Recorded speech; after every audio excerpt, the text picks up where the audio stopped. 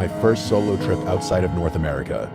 I picked Thailand because it was affordable, looked beautiful online, and a few friends had gone there and said they loved it. I spent most of the trip bouncing between Bangkok and some smaller beach towns. For the first week, everything went perfectly. The people were friendly, the food was great, and I never felt unsafe. The incident happened during the second half of the trip. I had booked 3 nights at a small hotel outside of Krabi. It wasn't a resort or anything fancy, just a quiet place with maybe 20 rooms spread across a few separate buildings. It was surrounded by jungle on 3 sides and the ocean on the 4th. The area was peaceful, which was actually why I chose it. On my second day there, I rented a scooter and spent most of the afternoon exploring. Around sunset, I stopped at a roadside restaurant about 20 minutes from the hotel. There were only a few people there. I ate dinner, had a couple beers, and started heading back just after dark. About halfway back to the hotel, I noticed another scooter behind me. I didn't think much of it at first. The road was basically one long stretch along the coast. It made sense another person would be traveling the same direction. The problem was that every time I slowed down, they slowed down. Every time I sped up, they sped up. At one point, I pulled over completely and pretended to check my phone, and the scooter passed me.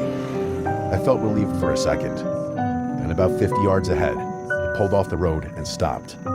The rider just sat there waiting. I stayed where I was for maybe 30 seconds before turning around and heading back the opposite direction. I drove until I found a gas station with several people standing outside. I waited there for about 15 minutes. Eventually, I decided I was overreacting. I headed back toward the hotel. When I got back, everything seemed normal. The next day, I spent most of my time at the beach. Around noon, I noticed a man sitting alone near the tree line. He wasn't looking at the ocean or on his phone. He just seemed to be watching people. I only paid attention because he looked familiar. It took me a minute to realize he was wearing the same dark jacket as the rider from the night before.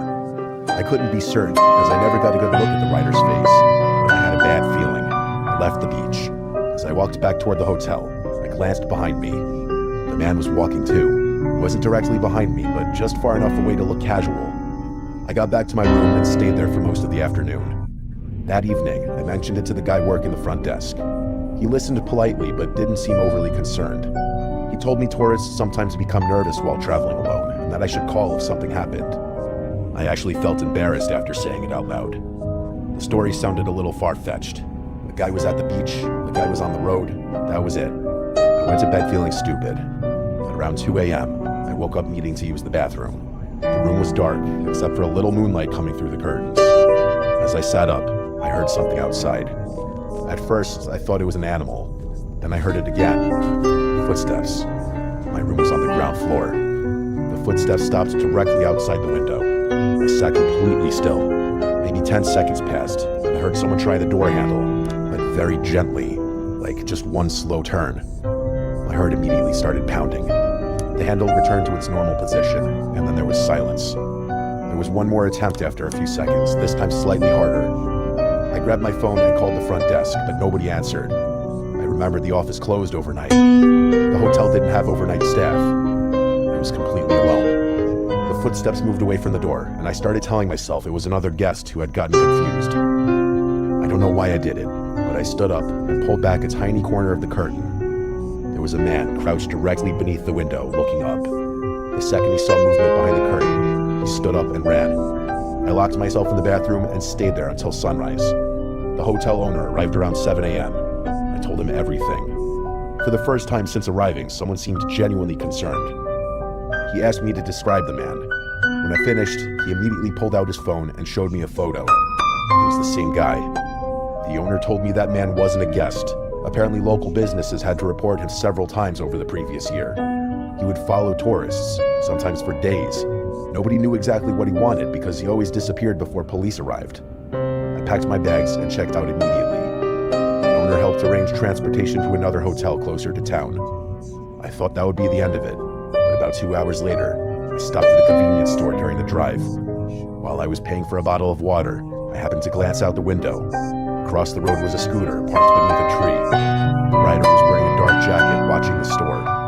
The moment I saw him, he started his scooter and drove away. I didn't see him again after that. I don't know whether he intended to rob me, kidnap me, break into my room, or something else entirely, but he never made a move. But he just watched me and followed me to multiple locations, like he found my hotel and stood outside my room in the middle of the night. and somehow he always knew exactly where I was. I've traveled to a lot of countries since then and had plenty of strange experiences, but nothing has ever matched the feeling of seeing that man crouched beneath my window at 2 in the morning in a foreign place.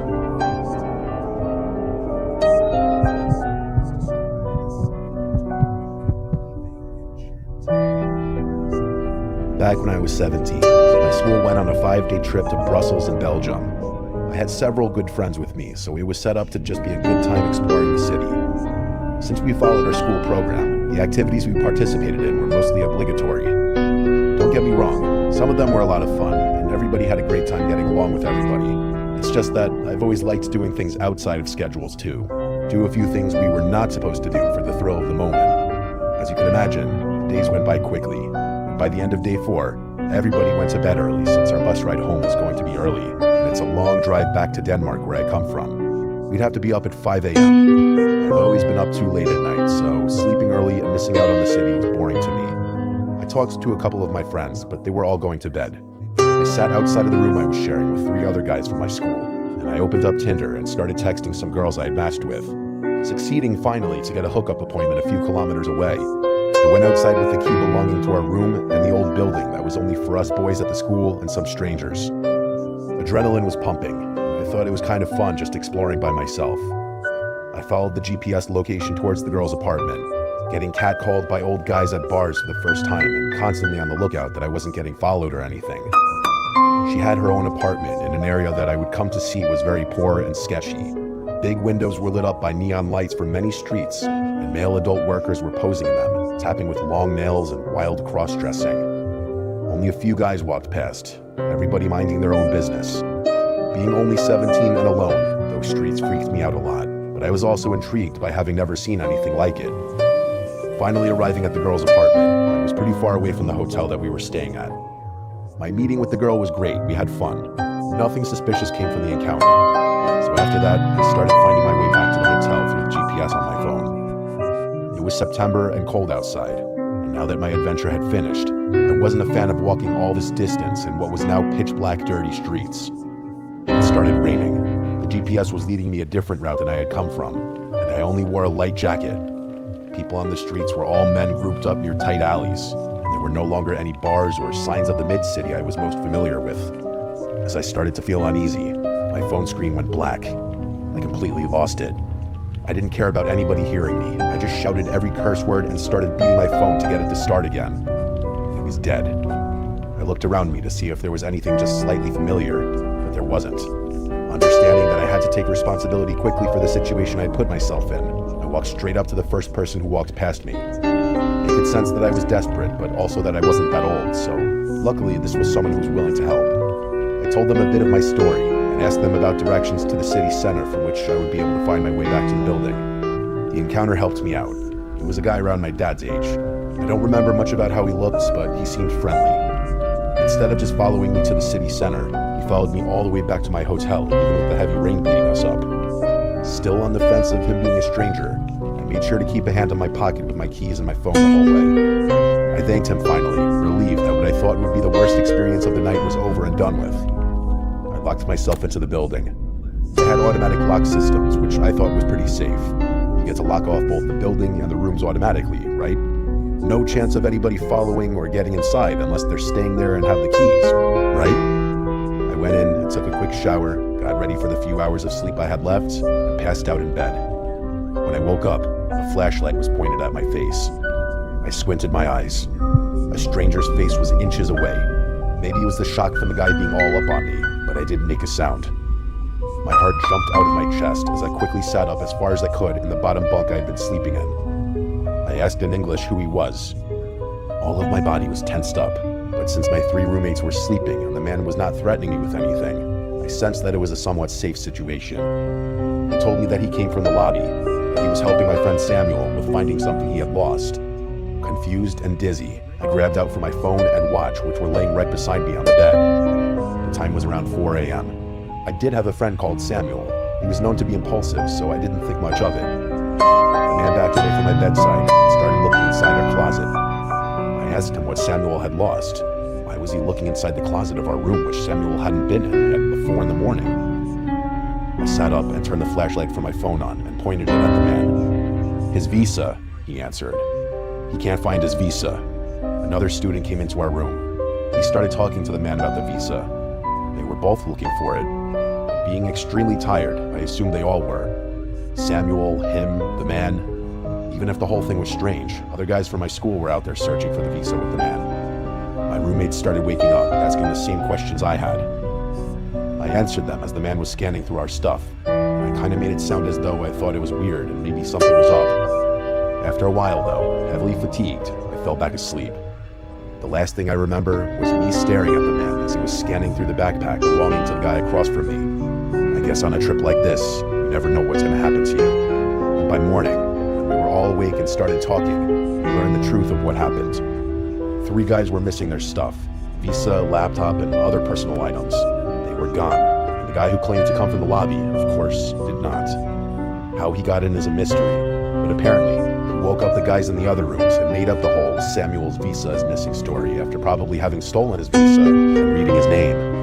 He took advantage of all of us being tired and naive young guys in a foreign country. The reason he had been up in my face must have been because of my phone and watch laying there. He was about to steal it. There were no cameras in the building as far as I knew. The police came pretty quickly, and our bus ride home got pushed back so Samuel and the others could talk to the police. We never got an update from what happened. Samuel and the others received new visas and so on back in Denmark. I didn't hear much about it after that, but to this day, I can't help myself but think if somehow what happened was my fault. Somebody could have followed me without me noticing, or maybe I didn't close the big main door properly for it to lock when I hurried up back inside. I was likely the last one to get inside before the man entered the building since it was so late, and I guess if he wasn't all up in my face because of my personal items, there's always the possibility that he pointed that flashlight directly in my face and none of the others, because he recognized me.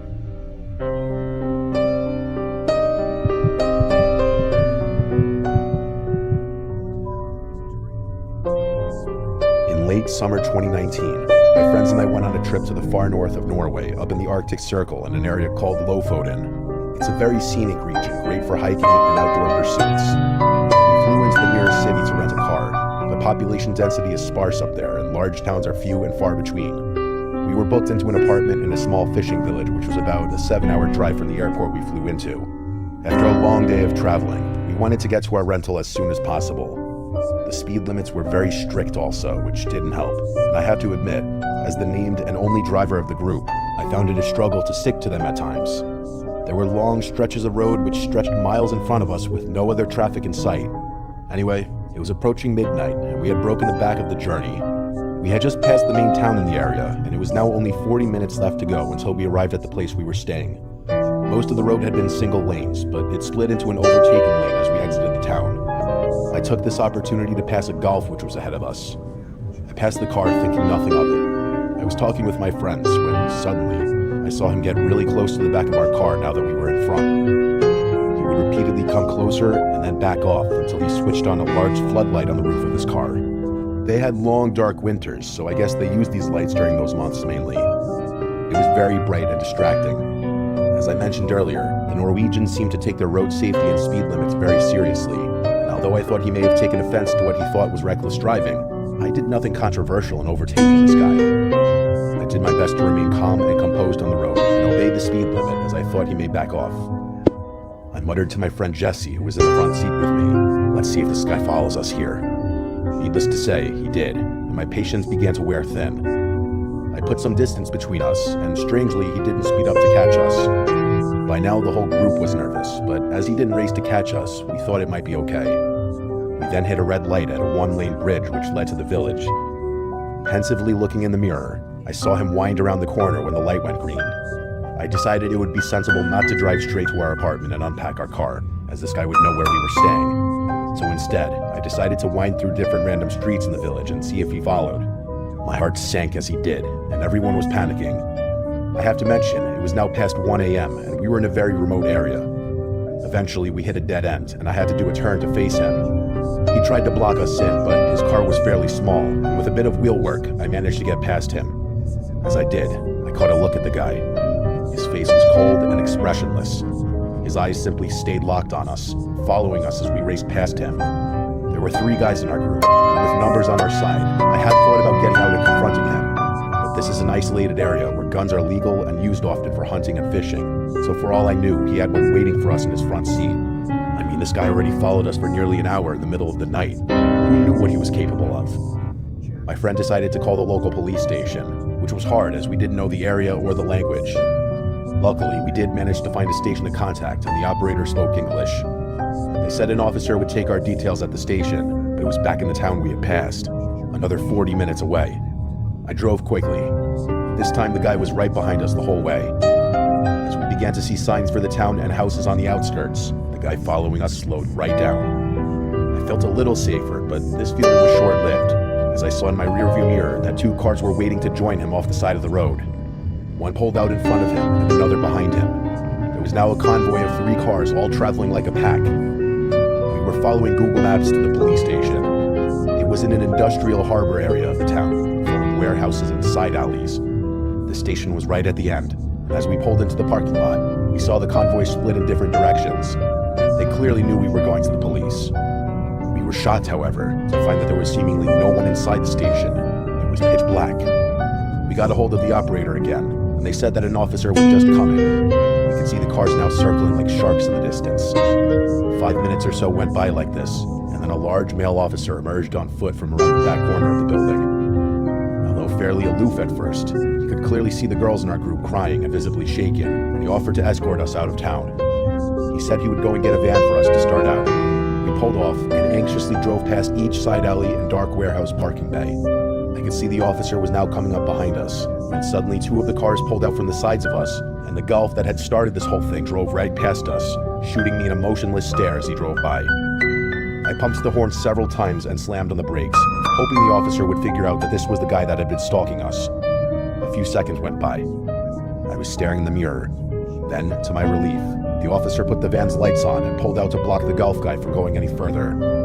I could hear the van door slam shut, and my friend Jesse jumped out of the car and ran behind the police van to see what was going on. I followed about a minute later, thinking that should the worst happen, we had a burly officer with us, and this might be our best chance of taking this guy down.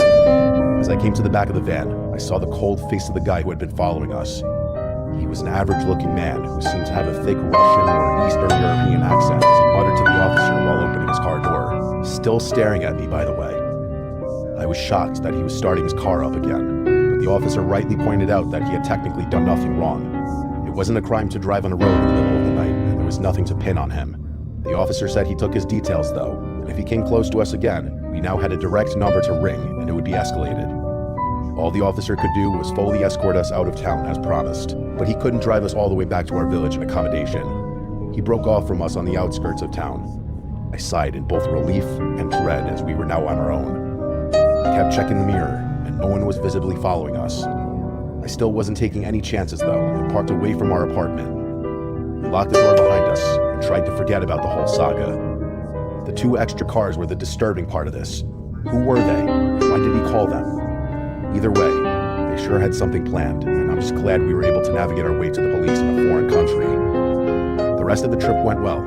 It really is a stunning part of the world, but it's sobering to reflect on how differently it could have ended.